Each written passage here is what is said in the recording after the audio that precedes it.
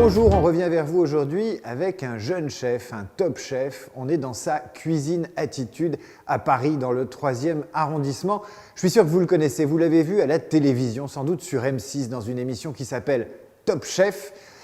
Mais la meilleure façon de le connaître, c'est sans doute de le rencontrer, d'avoir un entretien avec lui et évidemment de déguster sa cuisine. Aujourd'hui, on revient vers vous avec Cyril Lignac. Bonjour Cyril. Bonjour.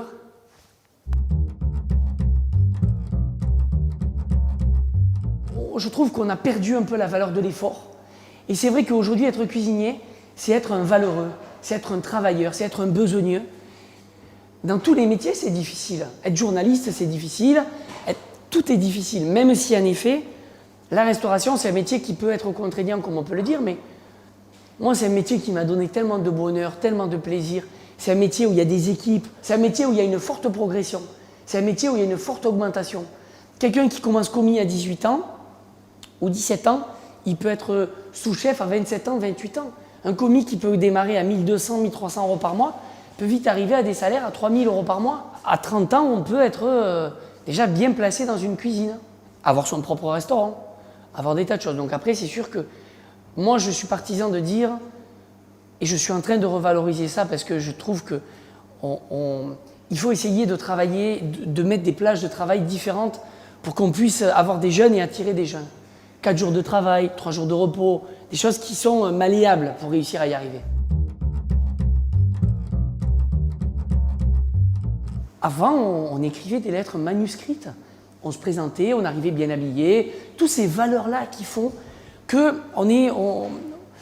prospère à quelque chose, en tout cas. Et c'est amusant parce qu'on est en train de s'expliquer sur des choses qui me paraissent tellement simples, de dire d'arriver à un entretien à l'heure, avec une aide de motivation, avec une envie, une volonté, et être propre, enfin je sais pas, ça me semble tellement normal. Et après j'ai envie de dire, aujourd'hui on a tellement besoin de cuisiniers, de gens dans le restaurant, que j'ai envie de dire, venez comme vous êtes, avec votre motivation.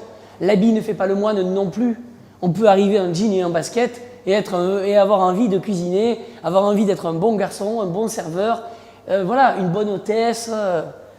Bon, avoir envie quoi, mais sans l'envie, comme je dis à mes cuisiniers, il n'y a que vous qui l'avez, je ne peux pas l'avoir pour vous. Ça, c'est vous qui vous battez pour ça.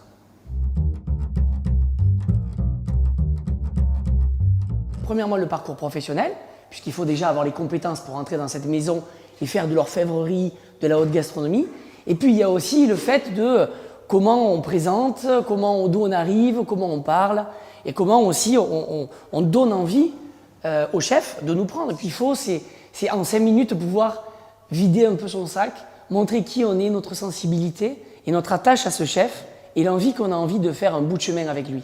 Forcément que c'est tellement facile un entretien quand on vous dit « mais vous êtes sûr ?» Ben oui, je suis sûr. « Mais vous êtes vraiment sûr ?» Ah ben oui, je suis sûr. Mais ça passe par plusieurs touches dans notre métier. Qu'est-ce qui vous plaît? Quels sont les produits que vous aimez? Comment vous les travaillez? Qu'est-ce qui vous a marqué chez les chefs avec qui vous avez travaillé? Pourquoi vous avez envie de travailler avec moi? Qu'est-ce qui me donne envie de vous prendre à vous? Et toutes ces valeurs-là, ben c'est des valeurs qui ne trompent pas.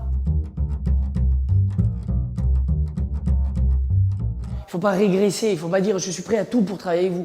Je pense que ce qu'il faut, c'est montrer qu'est-ce que moi je peux vous apporter, à tout petit soit-il. Comment grâce à votre savoir, je vais pouvoir mettre ma petite expérience à votre profit, puisque moi je veux faire partie de votre équipe, j'ai envie de travailler avec vous. Et j'ai surtout envie d'apprendre à vos côtés. Parce qu'aujourd'hui, si je viens là, c'est que je ne suis pas au niveau que j'espère. Mais en tout cas, je sais que si vous m'expliquez, je vais y arriver parce que je suis volontaire. Et ça, c'est des mots qui ne trompent pas.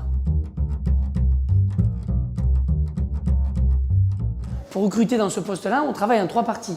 La première qui est, on se rencontre, on discute. Mais une fois de plus, c'est tellement facile puisqu'on connaît tous les bons mots pour séduire, etc. etc.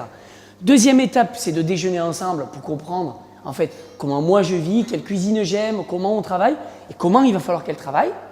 Et ensuite la troisième, c'est là où en effet c'est ça qui est intéressant, c'est de dire, eh bien voilà, la troisième épreuve, vous allez créer un plat qui vous ressemble dans l'esprit que j'aime et on va discuter après autour de la création. Et là en effet on voit que ça match. Pour reconnaître un jeune, en effet, on me demande de goûter sa cuisine. Donc je goûte sa cuisine, mais j'avoue quand même que Il y a aussi la personnalité que l'on met dans sa cuisine. Forcément, il y a le goût et le travail, mais il y a aussi le regard de l'homme face à son travail. Peut-être qu'il a un peu raté, mais peut-être qu'il a un bon fond dans son regard, on sent qu'il y a des choses intéressantes.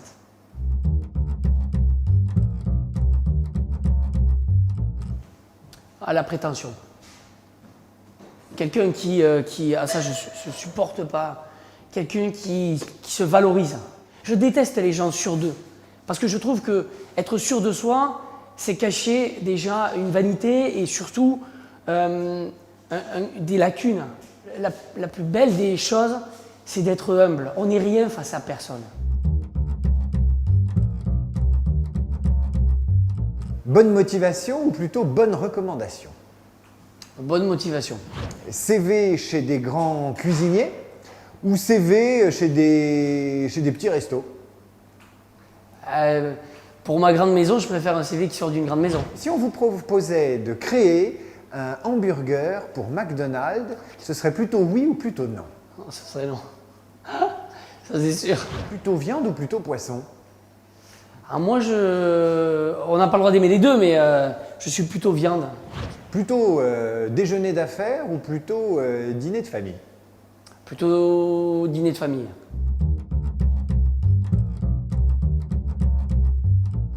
La patience. Le défaut que j'ai pas.